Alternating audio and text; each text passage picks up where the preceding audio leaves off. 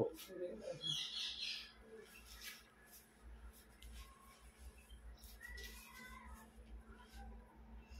पवित्र पवित्र त्या आकाशाने सृष्टीचे निर्माण करता माझ्या महान पित्या परमेश्वर बाप्पा, तुला उंचाविते गौरविते, सर्व आदर मान महिमा बाप्पा तुला देते.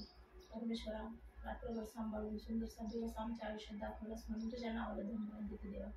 परमेश्वर, कुठलीही योजना नसताना आम्हा सर्वांना तू प्रार्थनेसाठी एकत्रित केलेस म्हणून तुझ्या नावाला धन्यवाद देते.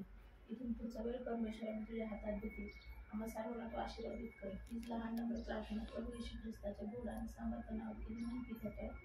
आमेन. बायबल नाही घेतलं.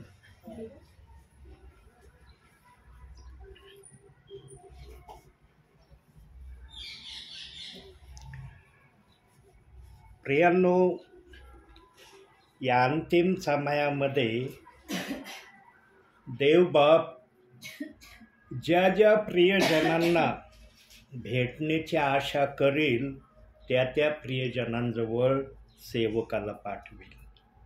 पण त्या सेवकांना जाणं होईल त्या प्रियजनांकडं ज्यांना देवबाप्पाने आपल्या राज्यात घेण्याचं ठरवलं आहे.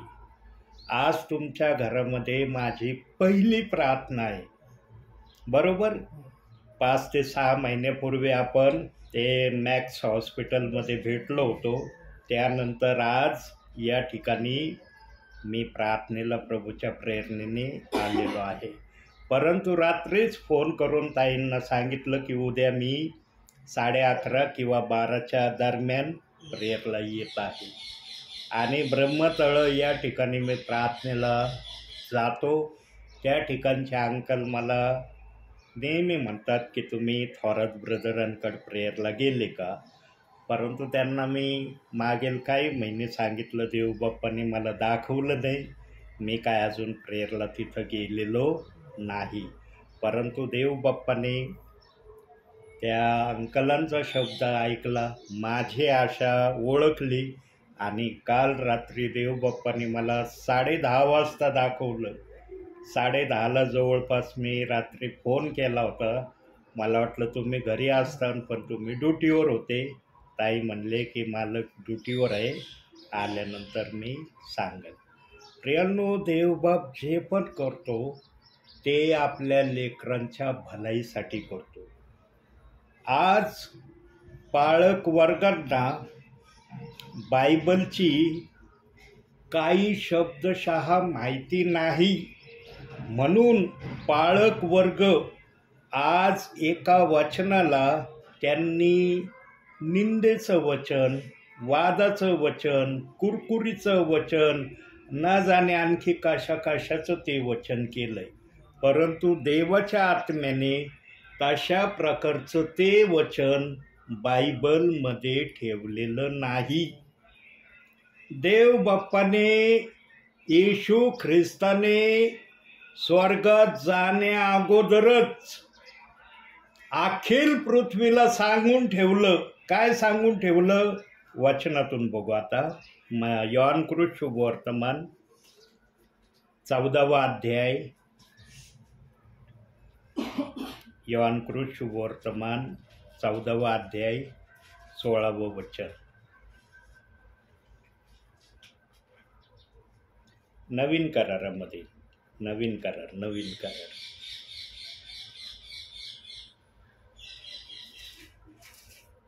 14वा अध्याय 16वं वचन.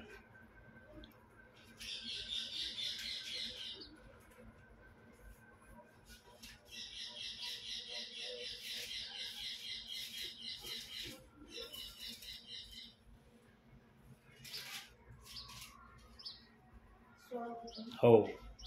मी पित्याला विनंती करीन, मग तो तुम्हाला दुसऱ्या कैवारी म्हणजे सत्याचा आत्मा देईल, अशासाठी की त्याने तुम्हाबरोबर सदा सर्वदा राहावे. त्याने तुम्हाबरोबर सदा सर्वदा राहावे.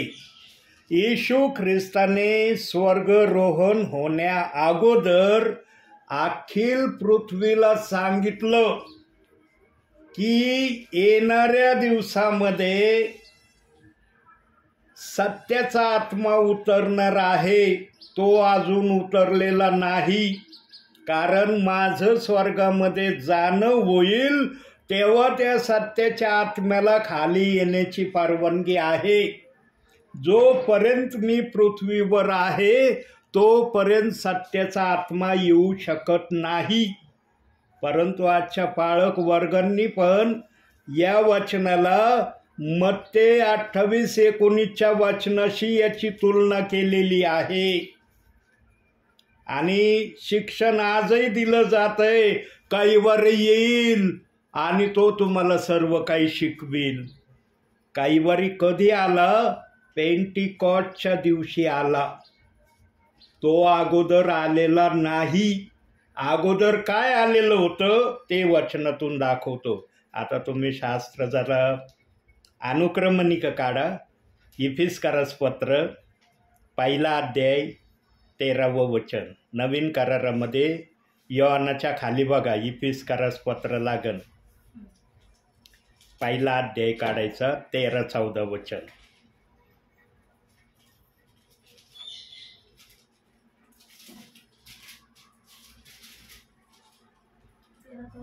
हो, तुम्ही सत्याचे वचन म्हणजे तुमच्या तारणाविषयीची सुवार्ता ऐकून घेतल्यानंतर त्याच्यावर विश्वास ठेवला आणि त्याने देऊ केलेल्या पवित्र आत्म्याचा तुम्हावर त्याच्या ठायी शिक्का मारण्यात आला आहे. देवाच्या गौरवाची स्तुती व्हावी म्हणून त्याच्या स्वकीय जनांच्या खंडणी भरून मिळवलेल्या मुक्तीसाठी हा पवित्र आत्मा आपल्या वचनाचा विस्तार आहे. आपल्या वचनाचा विसार आहे. सत्याची सुवार्ता ऐकल्यानंतर आम्हाला एक पवित्र आत्मा देण्यात आलेला आहे. मग जर हा पवित्र आत्मा देण्यात आलेला आहे मग बाप्तिस्मा घ्यायची काय गरज आहे? हा जर पवित्र आत्मा आमच्यावर शिक्का मारण्याच्या स्वरूपाने आलाय तर मग आम्हाला बाप्तिस्मा घेण्याची गरज आहे का? का पवित्र आत्मे दोन आहेत? हा एक आत्मा आणि बाप्तिस्मा घेतल्यावर एक आत्मा, अशा आत्म्याची परिभाषा आहे का? अशी परिभाषा नाही. इथं देव बाप्पाला हे सांगायचं आहे की जेव्हा तुम्ही येशू ख्रिस्ताचं नाव आपल्या जीवनात घ्याल त्यावेळेला तो येशू ख्रिस्ताचं समजणाऱ्या आत्म्याचा शिक्का तुम्हाला मारण्यात येणार आहे. म्हणजे तुम्हाला येशू ख्रिस्ताचं ऐकायची गोडी तुमच्या हृदयात निर्माण होईल. येशू ख्रिस्ताचं बायबल वाचन करणं, येशू ख्रिस्ताने काय काय केलं या गोष्टी तुम्ही आपल्या जीवनात घ्यायला आनंदाने स्वीकार कराल. सांगा, आपण जर प्रभूमध्ये नसलो आपल्याला येशू ख्रिस्ताचं आवडेल का काही? जेव्हा आपल्या जीवनात येशू येईल तेव्हा आपल्याला येशू ख्रिस्ताचं आवडेल ना. मग त्यांनी काय केलं, कसं केलं, बायबलमध्ये काय काय दिलं ते आपण वाचन करून समजून घेण्याचा प्रयत्न करू. म्हणजे येशू ख्रिस्ताचं जाणून घेण्याची जी प्रक्रिया आहे तो पवित्र आत्म्याचा शिक्का तुमच्या कपाळावर मारण्यात येईल. याचा अर्थ असा नाही की बाप्तिस्मा आमचं झालं या पवित्र आत्म्याने. फक्त पवित्र आत्म्याची गोडी आमच्या हृदयात निर्माण होईल. त्या गोडीमध्ये आम्ही चालण्याचा प्रयत्न करू. आणि जेव्हा आम्ही बाप्तिस्म्याच्या प्रक्रियेमध्ये येतो तेव्हा प्रभू आम्हाला पूर्णपणे धुवून काढितो. कसं धुवून काढितो? 1 कोरिन्थीकराचं पत्र, थोडं पुढं मागं यायचं, थोडं मागं या. कोरिन्थीकराचं पत्र लागेल, या मागं आलं. 1 कोरिन्थीकर काढायचं, 6वा अध्याय काढा, 11वं एकच वचन वाचा. आणि तुम्हापैकी कित्येक असे होते तरी तुम्ही प्रभू येशू ख्रिस्ताच्या नावात व आपल्या देवाच्या आत्म्यात धुतलेले, पवित्र केलेले व नीतिमान ठरलेले असे झाले. ही प्रक्रिया बाप्तिस्म्याच्या द्वारे होती. जोपर्यंत आमचा बाप्तिस्मा होत नाही तोपर्यंत आम्ही प्रभू येशू ख्रिस्तामध्ये धुतलेले जात नाही. शरीर आम्ही धुतो आहे ना, शॅम्पूने धुतो, साबणाने धुतो किंवा अन्य कशाने धुतो. आतले पार्ट आम्ही धुतो का? हात घालता येतो का आतमध्ये? हृदयामध्ये, फुफ्फुसामध्ये, किडण्यांमध्ये करीतो का साफ त्यांना आम्ही? तिथं हात जातात का आमच्या शरीरातल्या आतल्या भागाला कोण स्वच्छ करतं? हे पवित्र वचन स्वच्छ करतं. म्हणून देवबाप्पाने आम्हाला हे पवित्र शास्त्र दिलंय. वाचत राहा, म्हणजे तुमचे आतले पार्ट, जसे तुम्ही दिवसातून कोणी एकदा करतं, कोणी दोनदा करतं, कोणी तीनदा करतं, कोणी 7 वेळेस आंघोळ करतं की नाही. आंघोळी करण्याच्या परी कुणाला एकच वेळेस करण्यात मजा वाटते, पण काही जण असे असतात की त्यांना 3 वेळा 4 वेळा, कुणाला 7 वेळा आंघोळ केल्याशिवाय करमत नाही. का करतात? कारण आमचं बाह्य स्वरूप स्वच्छ राहावं. पण आतलं कोण स्वच्छ करीन? आतलं हे वचन स्वच्छ करतं. आणि जेव्हा बाप्तिस्मा आमचा होतो तेव्हा देवबाप ऑलरेडी पवित्र आत्म्याच्या सामर्थ्याने आम्हाला पूर्णपणे धुवून काढतो. मग ती स्वच्छता ठेवण्यासाठी आम्हाला वचन वाचणं गरजेचं आहे. जसे आम्ही एकदा आंघोळ केल्यावर म्हणतो का आंघोळ केली, आता काही आंघोळ करायची गरज नाही, आता बस एकदा आंघोळ केली, आता बस झाली माझी आंघोळ, म्हणतो आम्ही. असं जसं आम्ही आंघोळ करणं गरजेचं समजतो शरीरासाठी, तसं आमच्या आतल्या पार्टला धुण्यासाठी, स्वच्छ राखण्यासाठी आम्हाला वचन वाचणं गरजेचं आहे. पण दुर्भाग्य आहे की काही प्रियजन आज वचन वाचत नाही, बायबलला हात लावित नाही. काही जणांचे बायबल टी व्हीवर, कपाटावर धूळ जमलेले मी पाहिलेले आहेत. आणि त्यांना खबरदार केलं मी, म्हणलं हे बायबल याच्यावर एवढे धुळीचा खाकाना साचलाय, म्हणजे हे कितीतरी वर्ष झालं त्या ठिकाणी आहे, तुम्ही त्याला हातच लावलेला नाही. आणि ज्या प्रियजनांना मी आत्म्याच्या प्रेरणेने सांगितलं प्रियांनो, ते प्रियजन आज रोज बायबल वाचन करत आहे. प्रियांनो, सांगितल्याशिवाय समजत नाही काही जणांना. काही जण चर्चला जात नाही, काही जण चर्चला जातात तर चर्चमध्ये काय चाललंय ते ऐकत नाही.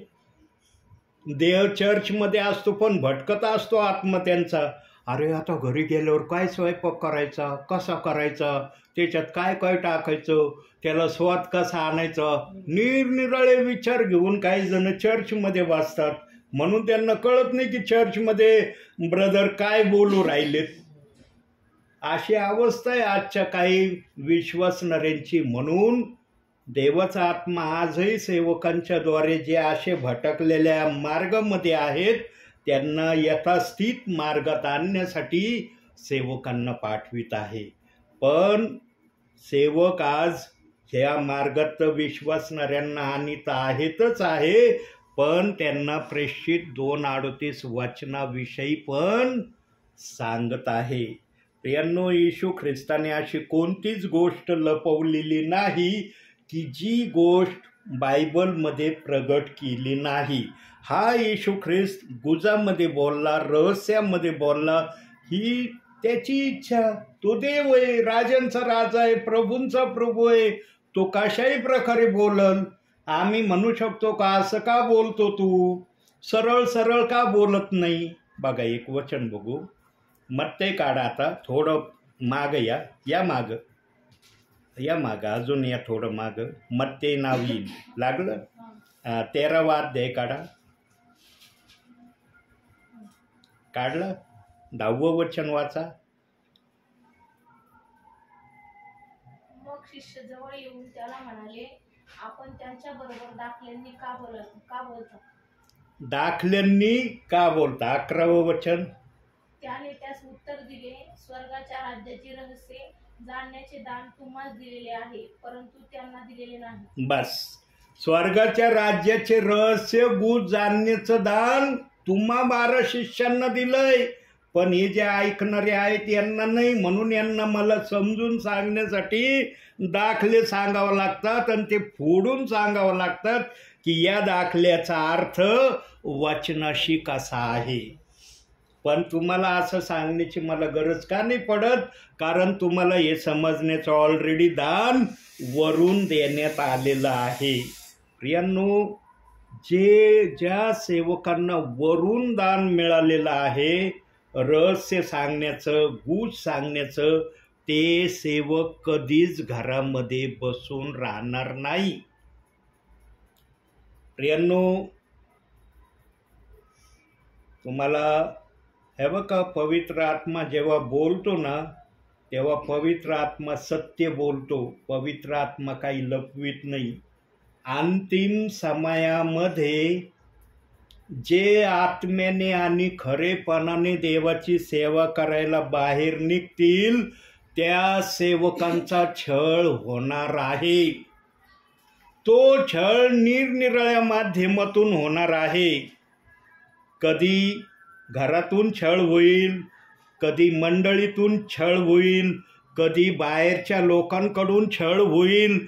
छळाचे निरनिराळे प्रकार राहतील, परंतु जो आत्म्याचा संदेश सांगणारा आहे तो नेहमी दहशतीमध्ये, भीतीमध्ये, भयामध्ये, संशयामध्ये, अशा वातावरणामध्ये प्रभूची सेवा करत असताना स्वतःला अनुभव करील.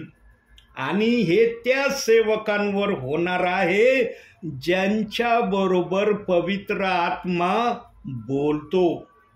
आणि ज्यांच्याबरोबर पवित्र आत्मा बोलतो त्याचा विरोधही प्रगट केला जाणार आहे. प्रियांनो, म्हणून येशू ख्रिस्ताने सांगितलं, जेव्हा तुमचा छळ होतो, तुमची निंदा होती, तुम्हाला त्रास होतो, तेव्हा तुम्ही स्वतःला धन्य समजा. कारण येशू ख्रिस्ताच्या नावामुळं तुमचा अशा प्रकारे छळ केला जात आहे. ज्यांच्यामध्ये प्रभू आहे त्यांचा छळ होणं निश्चित आहे. पण हा छळ सर्वांचाच होईल असं बायबल सांगत नाही. पण बायबल असंही सांगत नाही की कोणाचा छळ होणार नाही. बायबल दोन्ही भाषा बोलतं. होणारी भाषा बोलतं आणि न होणारी भाषा बोलतं. म्हणून बायबलला दुधारी तलवार हे नाव देण्यात आलेलं आहे. ती दोन्ही भाषा बोलतं. इकडची भाषा बोलतं, तिकडची भाषा बोलतं. ते पॉझिटिव्ह पण सांगतं, ते निगेटिव्ह पण सांगतं. परंतु आमचा प्रभू आमच्याबरोबर नेहमी पॉझिटिव्ह राहतो. प्रभू आमच्याबरोबर निगेटिव्ह राहत नाही. निगेटिव्ह गोष्टी कोणाच्या आम्हाला सांगतो प्रभू? लुसिफराच्या, सैतानाच्या गोष्टी आम्हाला प्रभू आत्म्याच्या प्रेरणेने वचनातून आम्हाला नेहमी सांगत राहतो. सांगा, आम्हाला सैतानाची माहिती होती का? होती का माहिती? सैतान कोण आहे, काय आहे, कसा आहे, त्याचं अस्तित्व कुठपर्यंत होतं, प्रभूने त्याला सैतान नाव का दिलं होतं? काही माहिती आम्हाला काहीच माहिती नव्हतं. जेव्हा आम्ही वचन वाचलं किंवा देवाच्या दासांकडून संदेश ऐकले तेव्हा आम्हाला कळलं सैतान कोण आहे, काय आहे, कसा आहे, त्याला प्रभूने हाकलून का दिलं, तो देवाचा पुत्र असताना, लुसिफर असताना देवाने त्याला का नाकारलं, या गोष्टी त्यानंतर आम्हाला कळल्या. अगोदर कळत होत्या का आम्हाला? अजिबात कळत नव्हत्या. कुणीतरी आम्हाला सांगितल्याशिवाय काही कळत नाही. आज येशू ख्रिस्त पण आम्हाला त्याच्या नावात आलो म्हणून कळलाय. बरोबर आहे ना? त्याच्या नावात आलो नसतो कळला असता का येशू ख्रिस्त कोण आहे, काय आहे, कसा आहे? देवाने आम्हाला त्याची ओळख होऊ देण्याची संधी दिली म्हणून आम्ही येशू ख्रिस्ताला ओळखले. त्याने जर आम्हाला संधी नसती दिली तर आम्ही येशू ख्रिस्ताला ओळखलं नसतं प्रियांनो. म्हणून तो म्हणतो, ज्यांची नावे जीवनाच्या पुस्तकात लिहिलेली आहे त्यांचे नाव मी खोडणार नाही, कदापि खोडणार नाही. आणि ज्यांची नावं जीवनाच्या पुस्तकात आहे त्यांना नरकामध्ये देवाचा आत्मा कधीच टाकणार नाही.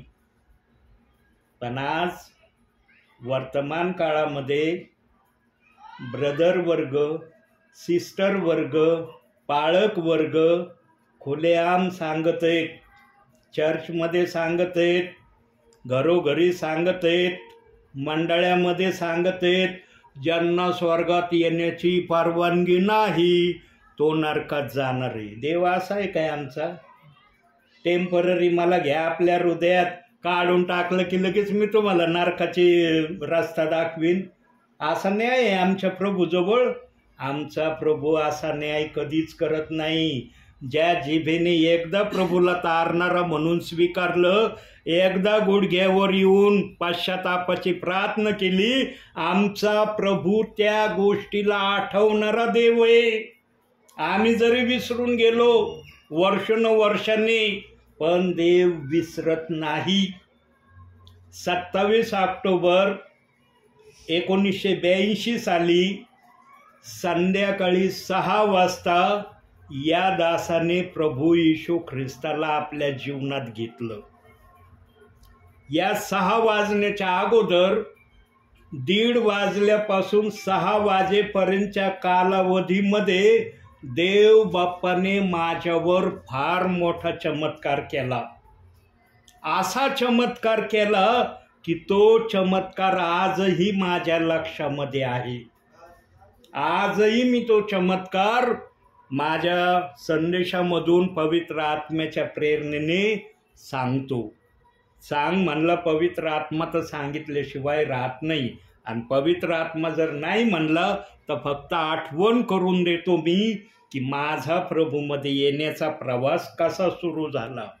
प्रियांनो, 1:30 वाजल्यापासून 6 वाजेच्या कालावधीमध्ये अशी अद्भुत घटना माझ्या जीवनामध्ये घडली की ती घटना मी आजपर्यंत विसरलेलो नाही. 64 वय माझं चाललंय तरी ती घटना माझ्या जीवनामध्ये ताजी असल्यासारखी प्रभूंनी ठेवली. म्हणून जाणकार म्हणतात, ज्यांच्या जीवनामध्ये साक्ष आहे तोच प्रभूमध्ये राहणार. ज्यांच्या जीवनामध्ये साक्ष नाही त्याचं प्रभूमध्ये राहणं होईल अथवा नाही होईल हे सांगता येणार नाही. प्रियांनो, साक्षीचं जीवन ज्याच्या जीवनात आहे तो प्रभूचं काम केल्याशिवाय राहणार नाही. याचा अर्थ असा नाही की तो पाळकच झाला पाहिजे म्हणजे त्याच्याकडून सेवा झाली, काम झालं. तो पाळक नसला मग त्याच्याकडून सेवा काम होणार नाही. आज असा गैरसमज फैलावला जात आहे, आणि विशेष करून कशाविषयी फैलावलं जात आहे. मार्क 16:15 मध्ये सांगितलंय, जाऊन तुम्ही संपूर्ण सृष्टीला सुवार्तेची घोषणा करा.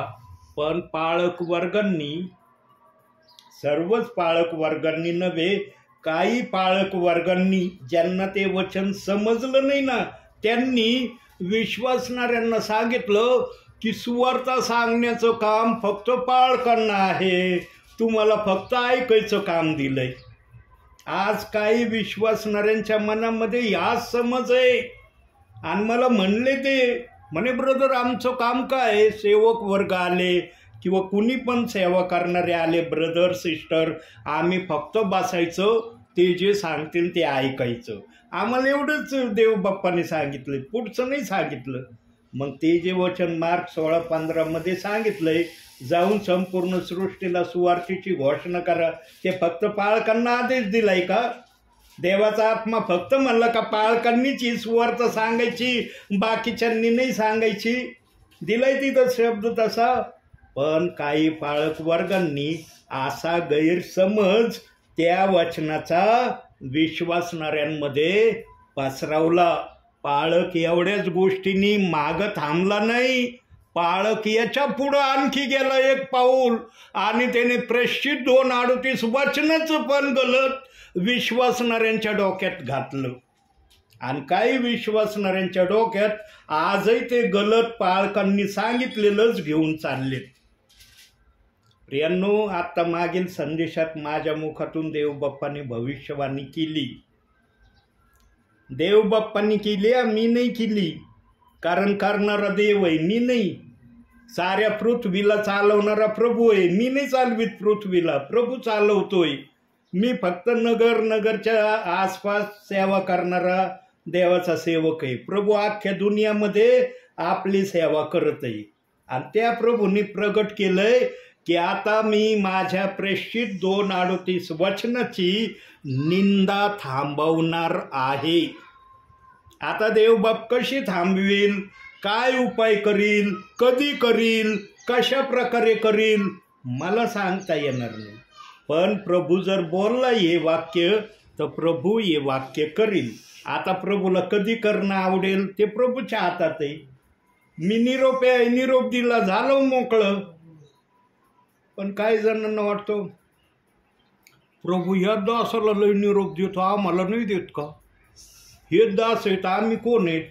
अशी ईर्ष्या काहींच्या मनात निर्माण होऊ राहिली. प्रियांनो, देवबाप आपल्या इच्छेने देतो, आपल्या इच्छेने सेवकाला चालवतो. हे बघा, कोणाला कोणाच्या जीवनाची माहिती नसली ना चालेल, पण प्रभूला प्रत्येकाच्या जीवनाची माहिती आहे का नाही? तुमच्या जीवनाची प्रभूला माहिती आहे, आमच्या ताईंच्या जीवनाची माहिती आहे प्रभूला, आमच्या या बहिणींच्या जीवनाची माहिती प्रभूला आहे, माझ्या जीवनाची प्रभूला माहिती आहे. लपवता येईन का? म्हणता येईन का नाही प्रभू तुला आमच्या जीवनाविषयीची काही माहिती नाही, आम्ही जर सांगितलं तर तुला कळून की आम्ही आमच्या जीवनात काय केलंय अथवा काय नाही केलं. असा आमचा प्रभू आहे. प्रभूला या दुनियामध्ये जेवढे त्याचे विश्वासणारे प्रियजन आहेत त्या प्रत्येक प्रियजनाच्या जीवनाची माहिती आहे. ज्या क्षणापासून त्यांनी प्रभूला आपल्या जीवनात घेतलंय, आजच्या समयापर्यंत जर काही विश्वासणारे प्रभूमध्ये असतील, सेवक प्रभूमध्ये असतील, त्यांच्या जीवनाची माहिती उघड्या पुस्तकासारखी प्रभूसमोर आहे. पण आम्ही आमच्या जीवनामध्ये, आमच्या जीवनाच्या पुस्तकात काहीतरी चांगलं करावं, विश्वासणाऱ्यांनी पण काहीतरी चांगलं करावं म्हणून प्रभूचा आत्मा सेवकांना आजही पाठवतोय. न तर सेवक वेळ घालवायला नाही येऊ राहिले. आज मी इतक्या दुरून आपल्यापर्यंत आलो, मला ठिकाण माहिती नव्हतं, तरी देव मला म्हणला, बाळा जा, तुझ्याजवळ तोंड आहे ना, तोंड असलं माणूस दिल्लीला जातो, तू तुझ्या नगरमध्ये नाही जाऊ शकत का? जा, तू बिंदात जा, तुला इच्छेस्थळी मी घेऊन जाईन. आणि प्रभूने आणलं मला या ठिकाणी. इथं आल्यावर काय चाललंय त्याला साक्षीदार आहेत ना तुम्ही. प्रियांनो, प्रभूला आजही जे विश्वासणारे प्रभूच्या भयात राहण्याची इच्छा ठेवतात, प्रभूच्या सांगण्याप्रमाणे वागण्याची आशा धरतात, त्यांच्यापर्यंत सेवकांना पाठवल्याशिवाय राहणार नाही. फक्त विश्वासणाऱ्यांनी एक कार्य करावं प्रभूसाठी. काय कार्य करावं? जे ऐकत आहे त्याप्रमाणे करण्याचा प्रयत्न करावा. पूर्ण कुणी नाही आहे, आपण सगळे अपूर्ण झालो, आपण पूर्ण होतो. देवाने आम्हाला पूर्णच बनवलं होतं, पण आदामाने आम्हाला अपूर्णामध्ये आणलंय. अपूर्णामध्ये कुणी आणलंय आम्हाला? आदामाने आणलंय. पण देव महान आहे, सर्वशक्तिमान आहे, त्याने आमचा नाश केला नाही, त्याने आम्हाला सुधारण्याची संधी दिलेली आहे. चांगलं बनण्याचा आम्ही सतत प्रयत्न करावा, या मार्गामध्ये प्रभूने आजही आम्हाला ठेवलंय. बघा, जे ख्रिस्तामध्ये चालत आहे ते चांगलं जीवन जगण्याची आशा धरतात का वाईट जीवन जगण्याची? चांगलं जीवन जगण्याची आशा धरतात ना. ज्यांच्या हृदयात चांगलं जीवन जगण्याची आशा आहे त्यांच्यापर्यंत देवाचा आत्मा सेवकांना जरूर पाठवेल. मग ते विश्वासणारे जंगलात जरी असले ना राहायला, तरी देवाचा आत्मा तिथं सेवकांना पाठवेल.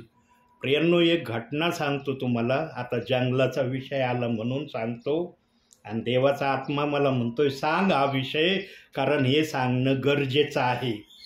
एक देवाचे सेवक होते, फार नम्र सेवा करायचे, अतिशय प्रामाणिक सेवा करायची देवाची. ते एक दिवशी असं होतं, ते रविवारचं प्रभू भोजनाचं सगळं सामान घेऊन प्रार्थनेला निघतात, आणि त्यांना जाण्यासाठी टांगा असतो, म्हणजे टांग्यात बसून त्यांना त्या प्रार्थनेच्या ठिकाणी जावं लागायचं.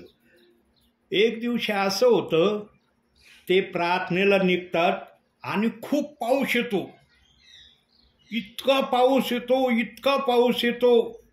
देवाचा सेवक म्हणतो, अरे मला तर प्रभू भोजविधी करायला जायचे त्या ठिकाणी, आणि हा पाऊस तर काही थांबायला तयार नाही. तरी देवाचा सेवक माघार घेत नाही.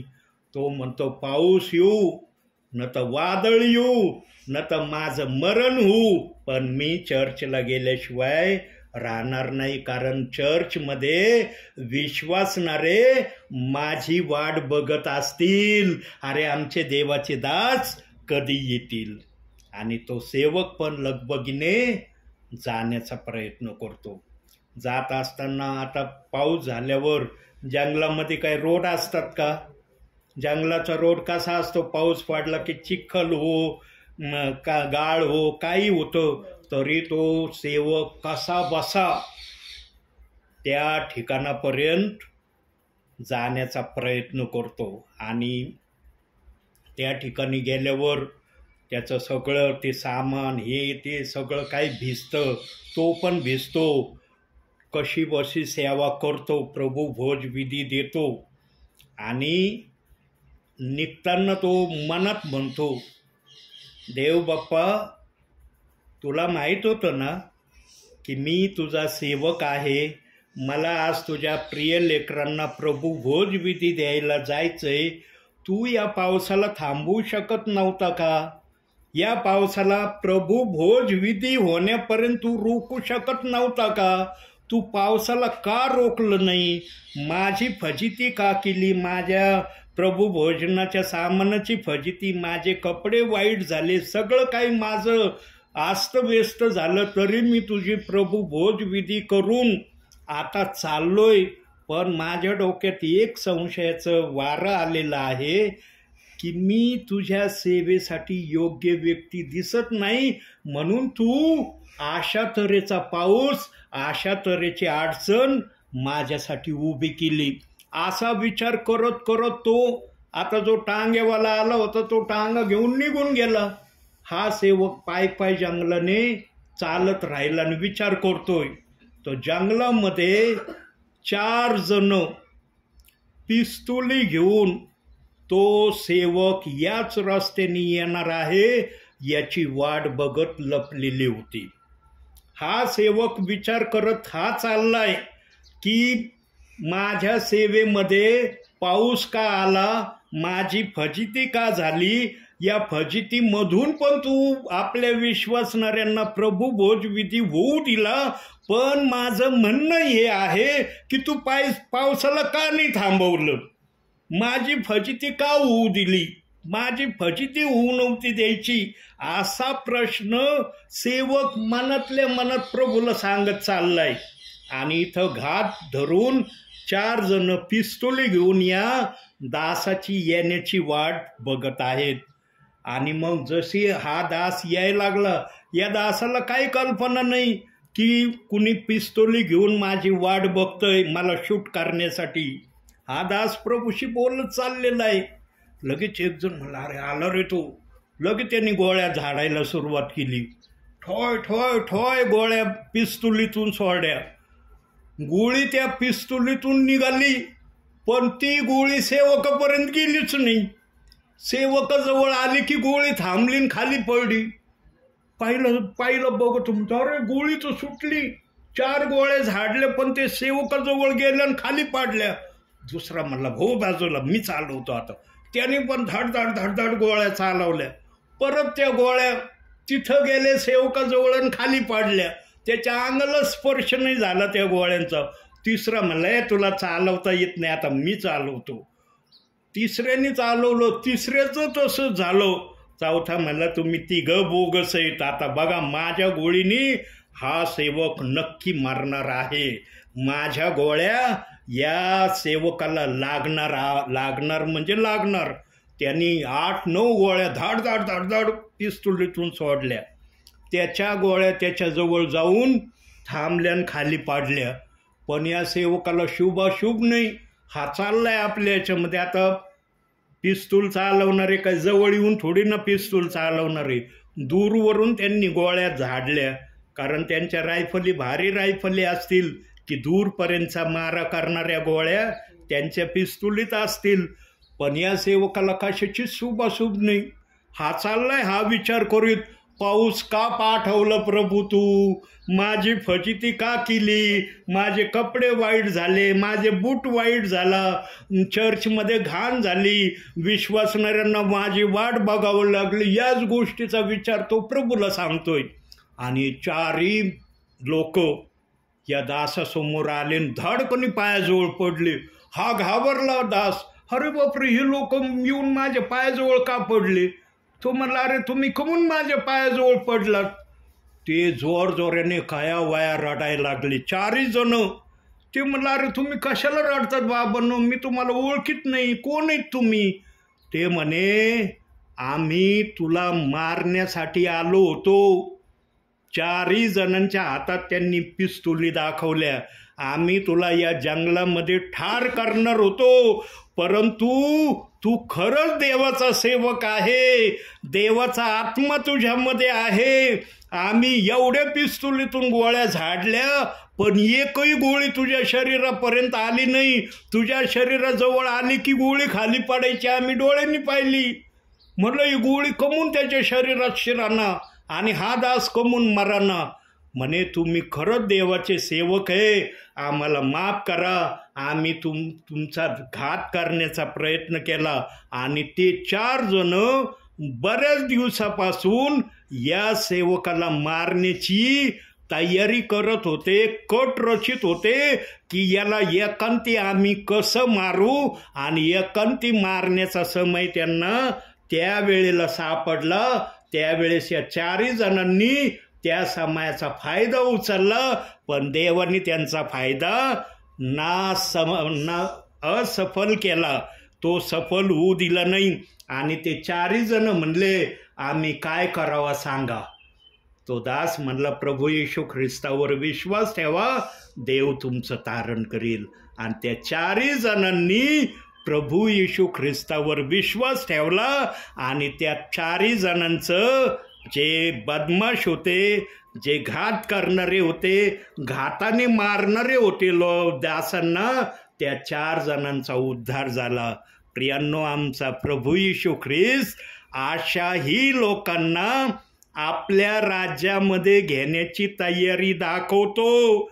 सांगा, जर असे घात करणाऱ्या लोकांना देवबाप आपल्या राज्यात घेतो, मग ज्यांनी आपल्या मुखाने प्रभू येशू ख्रिस्ताला कबूल केलंय, गुडघ्यावर येऊन पश्चाताप केलाय, त्या प्रियजनांना प्रभू नरकात टाकेन का. पण आजचे पाळक मतो जो स्वर्गात येणार नाही, ते नरकात जाणार आहे. नरकात एकाही विश्वासणाऱ्याला देवबाप टाकणार नाही. वरती 2 जागा बनवल्या आहेत प्रभूंनी. बऱ्याच जणांना माहिती नाही. ज्यांना माहीत असतील ते धन्य प्रियजन, ज्यांना माहिती नसेल त्यांना प्रभू सेवकांच्या द्वारे सांगतोय. आज तुम्हाला पण प्रभू वचनातून दाखवणार आहे. जे प्रियजन स्वर्गात जाणार नाही, ते प्रियजन आजचा पाळक म्हणतो नरकात जाणार आहे, पण प्रभू म्हणतो त्यांना मी नरकात नाही टाकणार. मग काही जण मला म्हणले, ब्रदर ते नरकात नाही जाणार, मग ते हवेत तरंगणार आहेत का. प्रभूंनी तर स्वर्ग नरक बनवलंय, बायबल सांगतो. तुम्ही तो म्हणता ते स्वर्गात जाणार नाही तर नरकातही नाही जाणार, मग कुठं जाणार आहेत ते. आता तुम्हाला दाखवतो. प्रगटीकरण काढा, शेवटचं पुस्तक बायबलचं 11वा अध्याय काढा. प्रगटीकरण काढलं, 2रं वचन वाचा. तरी मंदिराबाहेरचे अंगण सोड, त्याचे माप घेऊ नको, कारण ते परराष्ट्रीयांना दिले आहे आणि ते 42 महिने पवित्र नगरी तुडवतील. पवित्री नगरी 42 महिने तोडवितील. आता परराष्ट्रीय, आम्ही परराष्ट्रीय लोक कोणाला म्हणतो आज. जे भारताच्या बाहेर राहतात त्यांना आम्ही परराष्ट्रीय म्हणतो ना. आता देवबाप्पांनी परराष्ट्रीय लोक कोणाला म्हटलं इथं. आता सगळे लोक प्रभूंनीच बनवलेले. मग प्रभूच्या नजरेत असा भेदभाव आहे का. या देशातला त्या देशातला, हा परराष्ट्रीय हा स्वकीय असं प्रभू म्हणतो का. परराष्ट्रीय कोणाला देवबाप्पाचा आत्मा म्हणतो. जे प्रियजन स्वर्गात घेतले जाणार नाही त्यांना परराष्ट्रीय म्हणतो. आणि ते प्रियजन अंगणात थांबणार आहेत. जे स्वर्गात जाणार नाही ना, अंगणात थांबणार आहे, त्यांना प्रभूचा आत्मा म्हणतो हे परराष्ट्रीय लोक आहेत. जे स्वर्गात जाणार आहे ते प्रभू बरोबर राज्य करणार आहे. स्वर्गात जाण्याचा एकच माध्यम, एकच पर्याय आहे. काय आहे? मागील बऱ्याच संदेशामधून देवाचा आत्मा माझ्या मुखातून बोलत आहे, आजही बोलतोय. बायबलच्या कोणत्याच वचनाला तुम्ही दोष लावला नाही, कोणत्याच वचनाच्या विरोधात कुरकुर केली नाही, वादविवाद केला नाही, त्या वचनाचे अपशब्द तुम्ही उच्चारले नाही. तुमचं स्वर्गामध्ये जाणं निश्चित आहे. तुम्हाला चर्चमध्ये काही कारणामुळं जाता जरी नाही आलं तरी तुमचं स्वर्गामध्ये जाणं निश्चित आहे.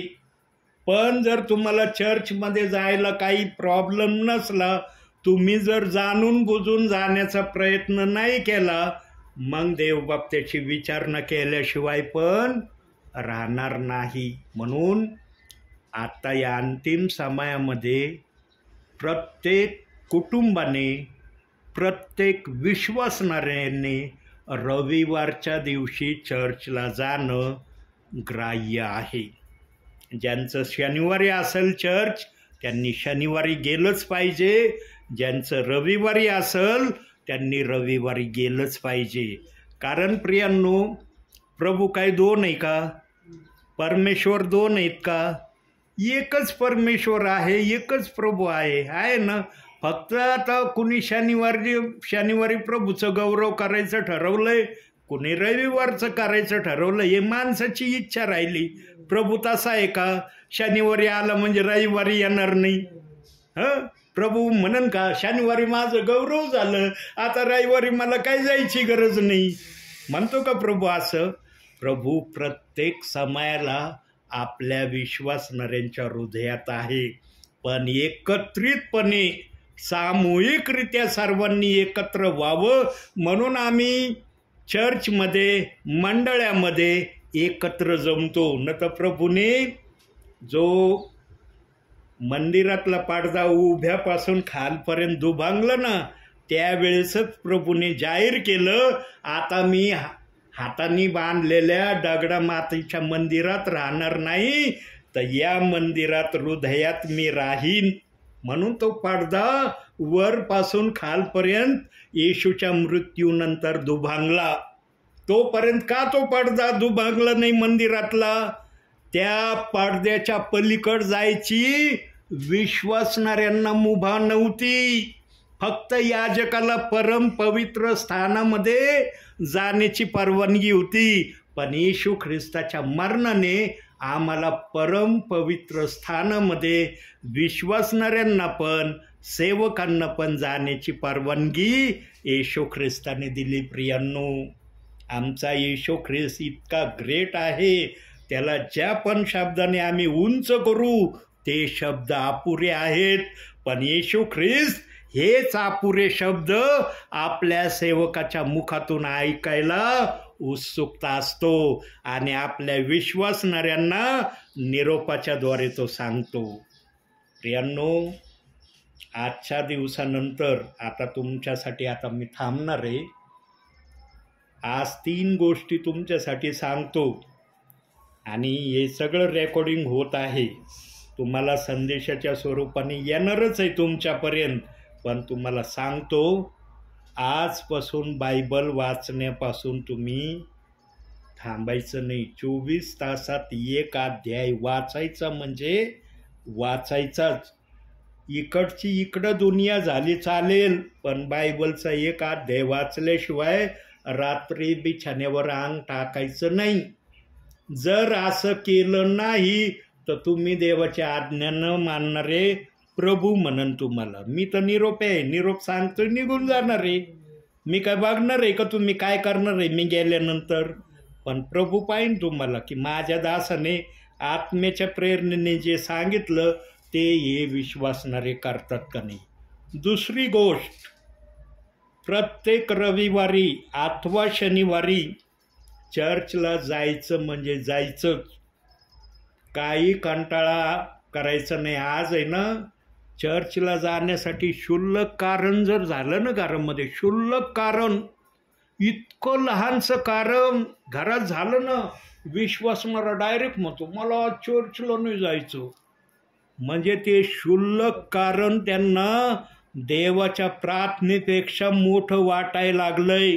हे कमी करायचं आणि देवाला उंच स्थान द्यायचं. आणि तिसरी गोष्ट, अतिशय महत्त्वाची गोष्ट, हे फक्त एक दिवस नाही करायचं, प्रभू येईपर्यंत असंच करायचं राहायचं. न तर म्हणतात नाही ब्रदर आले होते त्या दिवशी, एक रविवारी किंवा शनिवारी जायचं सांगितलं, आम्ही गेलो, आता बस झालं आमचं. सेवकांनी एकदा सांगितलं, आम्ही एकदा केलं, आम्ही सेवकाच्या शब्दाप्रमाणे वागलो. काही जण असे चतुर झालेत. प्रभू येईपर्यंत हे करत राहा. आणि जर तुम्ही सांगितलेल्या गोष्टीप्रमाणे प्रभू येईपर्यंत प्रभूला तसे वागणारे दिसले ना, प्रभू मध्यरात्री जरी आला ना दूतासह, तुम्ही शारीरिक निद्रा जरी घेत असलेले असले तरी येशू ख्रिस्त त्या दूतांना म्हणून ते झोपलेले आहेत ना प्रियजन, त्यांना घेऊन चल, कारण ते माझे आज्ञा पाळत होते, आता विश्रांती करत आहेत. प्रभू अन्यायी नाही, तो तुम्हाला घेतल्याशिवाय राहणार नाही. पण विश्वासाने आजच्या दिवसानंतर असं वागण्याचं ठरवा.